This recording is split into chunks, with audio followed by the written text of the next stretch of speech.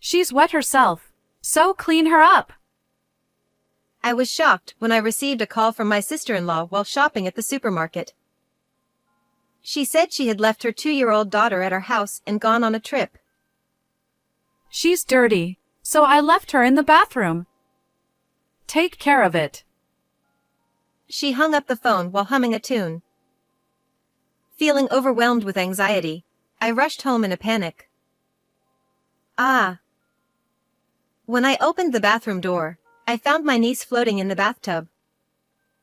I lifted her up, limp, and resolved to get back at my sister-in-law. I am a 28-year-old housewife, and I married Jason, who is 2 years older than me, 3 years ago. My husband is the heir of a large general hospital and an excellent surgeon. He is busy every day with surgeries, consultations, and conferences, and rarely comes home. Nancy, I can finally take a day off tomorrow. How about we go see a movie together? But whenever he has any free time, he always tries to spend it with me. It's a bit embarrassing to say, but I think we're a pretty close couple.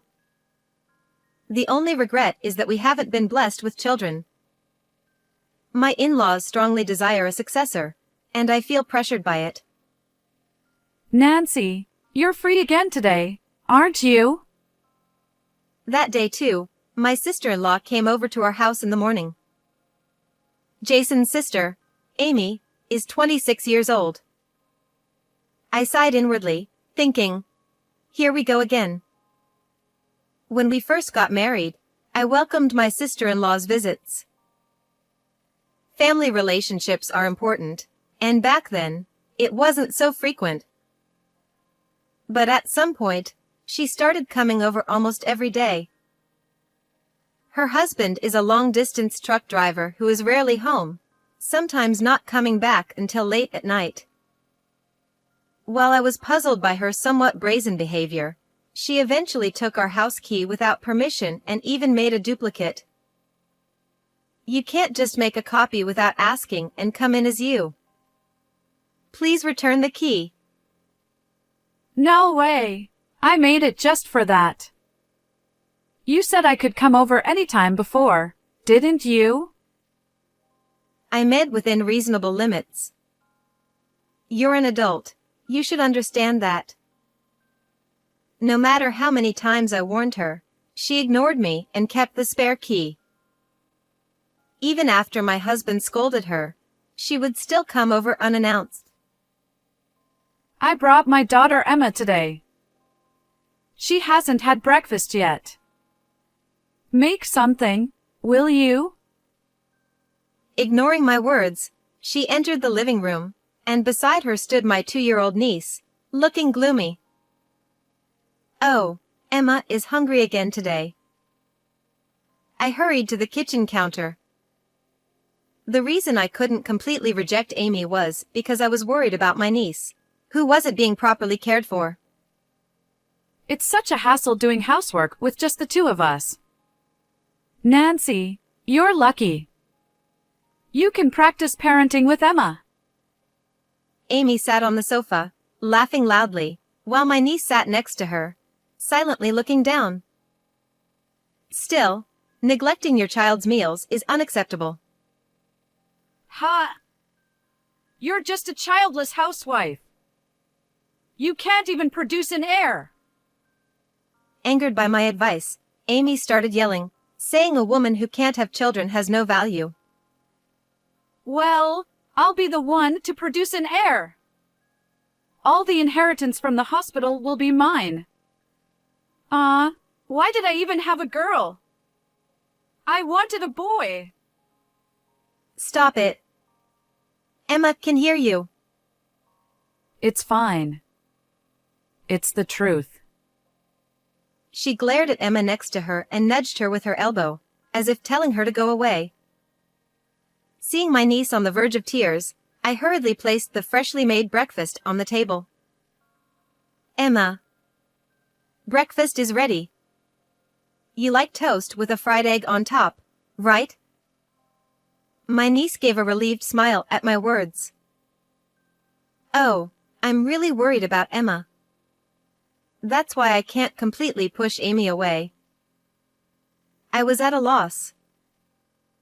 One morning, amidst these everyday events, She's wet herself, so clean her up. I was shopping at the supermarket when I suddenly received a call from my sister-in-law. I'm going on a trip for 3 days starting now. Emma's dirty, so I threw her in your bathroom. Take care of it. What? What are you talking about? Where are you going? I tried to get more details, but Amy hung up the phone while humming a tune. Emma. She must be so scared being alone. I hurried back home. Her clothes must be wet from the accident, and she could catch a cold. I burst into the bathroom, searching for my niece. Then, a piercing scream, louder than I'd ever made, escaped my throat. We reuse bath water for laundry, so the tub still had quite a bit of water in it. And there, floating in the water, was my niece. Emma.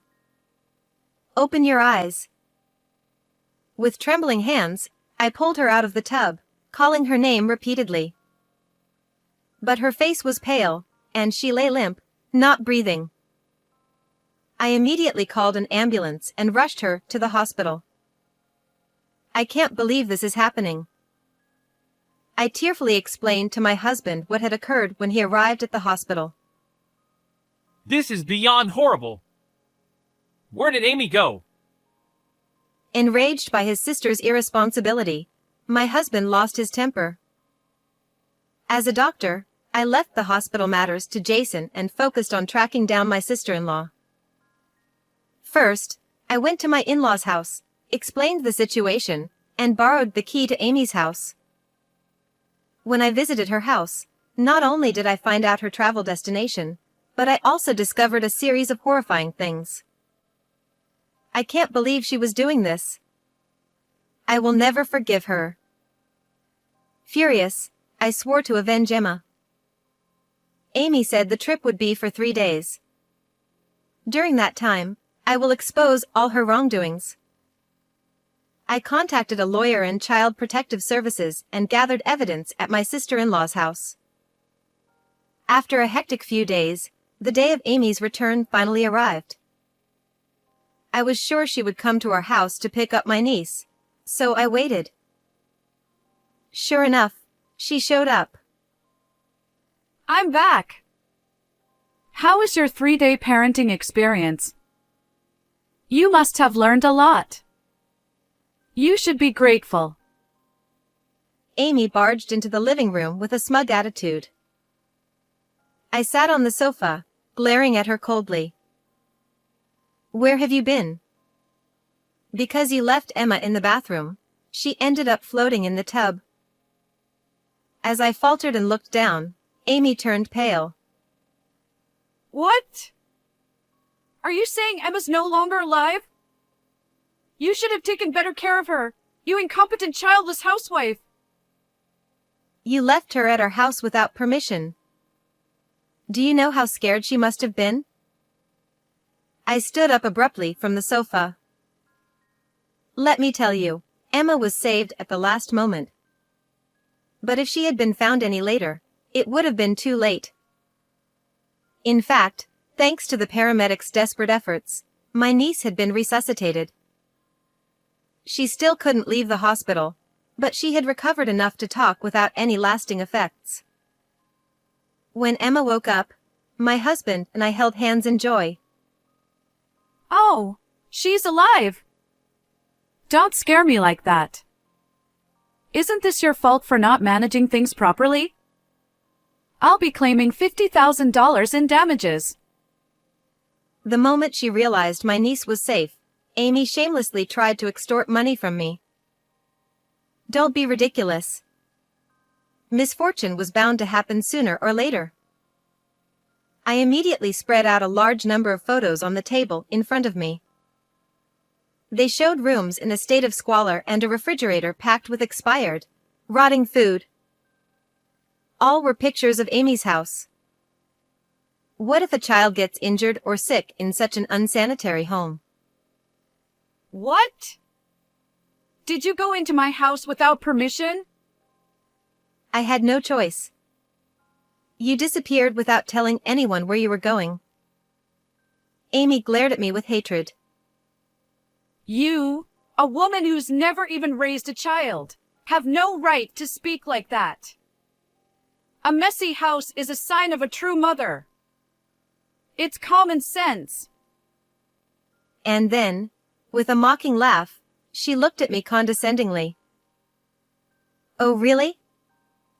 So, mistreating a child is also a sign of a true mother? I played a video on my smartphone. It showed Emma playing with a friend at the park. In the video, Amy was seen yanking Emma's hair, raising her hand, and yelling at her whenever something displeased her. Wait, where did you get this? Seeing her abusive behavior captured on camera, Amy was visibly shaken. I'm not telling. It's a secret. While I was gathering evidence during Amy's trip, her neighbor, who was also her friend, came by with the neighborhood circular. At the door, I said, I'm Amy's sister-in-law, so I'll take it. The friend seemed uneasy and asked, Is Emma doing well? Since I sensed that there was more to this, I decided to inquire further. The friend took out her phone and said, A little while ago, I ran into Amy and Emma at the nearby park and took a video while we were playing together. As she showed me the video, she added, I've also heard loud crying from the child late at night.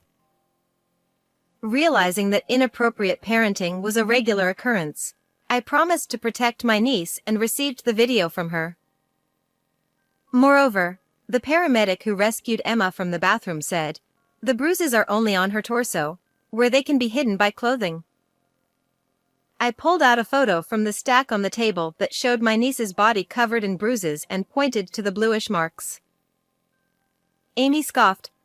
You really don't know anything, do you? Kids get bruises from running around and playing. She turned away dismissively. If she fell, there would be scrapes on her knees or arms. But bruises only on places that are hidden. That's a sign of abuse. In fact, Emma had been taken to my husband's hospital. He had seen similar injuries before and reported it to Child Protective Services. When Jason asked Emma, she tearfully admitted, Mom did it. Jason examined her, and he knows everything. Amy stammered, Wait, but... No! You have to understand, that single parenting is tough. It's so stressful, and I can't get a break. as if using my niece as a punching bag was a reasonable way to cope with stress. I was furious. Oh, really? Even after dumping your parenting responsibilities on me and going on an affair trip, you still need more breaks? I pulled out an envelope from under the pile of photos. It was Amy's diary, which I found at her house. It detailed her affair schedules, complete with photos. It was clear she went on the trip with a man. You have no right to read someone's diary. That's a violation of privacy. Amy screamed, spitting with rage as she tried to snatch it from my hand. Her husband, who was supposed to be at work, emerged from the back room and said, I gave her permission. He returned home urgently after I contacted him and a colleague took over his long-haul driving job. Amy said, Harrison? What are you doing here? She hadn't expected her husband to come back, and her eyes widened in shock. Harrison stormed towards her, standing tall right in front of her. Not only did you deceive me, but you also neglected our child. He seethed, visibly enraged. Amy used to tidy up the house and cook delicious meals when her husband came home, but she had been using a housekeeping service. Her diary even mentioned, A husband who's never home and just brings money. Too easy and convenient. "You've been pretending to be a good wife and mother only in front of your husband. Who's really the worst here?" I demanded. Both Harrison and I confronted her, and she was at a loss for words, clenching her teeth and looking down. Amy tried to soften her stance. This was just a one-time thing. I was lonely because you were never home. She said, looking up at Harrison with tearful eyes. But instead of forgiving her, Harrison shouted, So you've been lying all along? You are good for nothing. At that moment, my husband Jason emerged from the back room. Jason! Amy shrieked, shrinking back in fear. Don't be fooled. This isn't the first time. She has 2 divorces, both due to her infidelity. Jason revealed, pointing an accusatory finger at his sister. Harrison was bewildered. She told me she divorced her previous husbands because of their debts and violence. That's not true. I've heard the same story from my parents-in-law, I added. Jason continued. She paid $40,000 in alimony for her affairs, which our father had to cover. And you still haven't learned, have you? $40,000? Harrison was shocked. I hadn't known about the large alimony payments, so I was appalled too. Looking at Amy with disdain, Harrison declared, I've had enough of your lies. I'm getting custody of Emma. And he threw the divorce papers on the table. Wait! No, it wasn't like that. I just made a mistake. If we divorce, I won't get any inheritance. Do you want that? Amy clung to Harrison, trying to manipulate him with the prospect of inheritance. But Harrison slapped her hand away. Enough! You've abused our child and repeatedly cheated. You're cut off. You won't get any inheritance. He shouted. Your parents said they never want to see you again. To them, you're a stranger now, I added. Amy turned pale and stammered, realizing she had lost everything. She tried to cling to her husband, but he pushed her away. She tried to make excuses for her brother, but he yelled at her. Finally, she fell at my feet, desperate. We women should stick together, right? Please help me. Amy, drenched in sweat with her hair in disarray, looked utterly pathetic. I don't want to be associated with someone like you. It's impossible to help each other when all you do is take advantage. I replied coldly. As the phone rang and a man's voice answered with hello, I snatched the phone from Amy. Hello? I'm Amy's sister-in-law. Did you know she's about to be divorced for the 3rd time and has a history of cheating? I began recounting everything to her lover. Amy screeched and tried to attack me, but Harrison and my husband restrained her, holding her tightly. Calmly, I continued talking to the man and then ended the call. You didn't tell him you were married, did you? He's furious and said he's breaking up with you. I handed the phone back to Amy, who frantically tried calling him again. But all she heard was, the number you have dialed is not in service. After about 30 attempts, she finally realized she had been blocked and began to wail. Harrison will get full custody of Emma. Plus, we're demanding $5,500 in child support and $50,000 in damages, totaling $105,000. I declared firmly. Amy's spirit broke completely, and she crumpled to the floor, sobbing. Suddenly, the sound of police sirens filled the air.